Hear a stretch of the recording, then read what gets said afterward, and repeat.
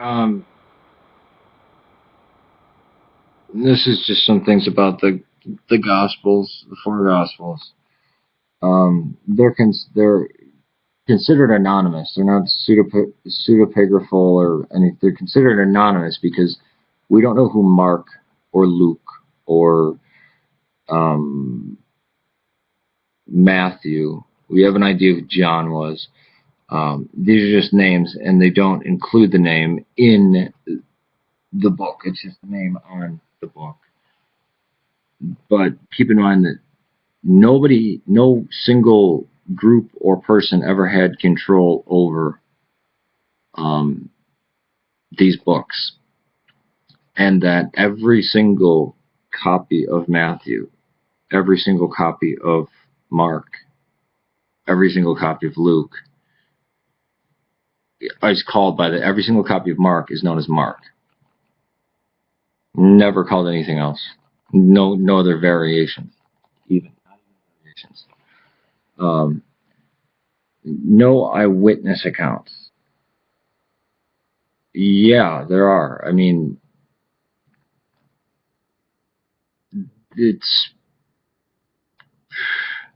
pretty pretty common for most scholars to believe that the passion narrative at the end of Mark, because you can see two pieces of writing that don't fit a long introduction and then an earlier piece of writing that was written by somebody who witnessed it. And as for the rest of it, these, I mean, in the cases of, let's just go to John and Luke for a moment. They were collecting eyewitness accounts, right? I mean, that's what John actually says that. And Luke was actually a professional writer. He actually could write. The guy who wrote Mark um, couldn't write. Now he could write, but he sucked at it. And it does seem very eyewitness like. Um, because it's so poorly written and it mentions stuff that just doesn't even matter. He kind of didn't know what the point of. That's why people, oh, it was constructed as a myth. Well, why would Mark doesn't make sense?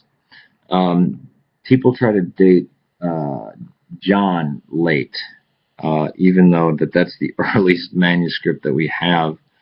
And if they actually date it at the date that a lot of people try to put it at, which is 90, then we have uh, a second generation copy of the manuscript, and it's identical to the every to the Nessel Allen text, or even to the Textus Receptus. Um, the It's strange why people think Paul is. They always have to put Paul, and because of Acts, they always have to put Paul immediately after, like 3 years after the crucifixion. Um, and this is just an idea. What if he was? What if he lived during? What if his missionary stuff was during the 60s and 70s, or even 80s? Um, or at least beginning in the 50s, 60s and 70s. Well, no, 70s, 80s, because he's he's already commenting on these genealogies. So think about that. Matthew and Mark probably had to be around, right? And if it says he met with people like Peter, right? I'm not going by Acts. I'm going by external to the New Testament. Um, Peter could have been a very old man, and when Paul met him, because Clement said that Clement still had the voices of them ringing in his ear, and he lived in, or he penned First Clement in 98 AD. In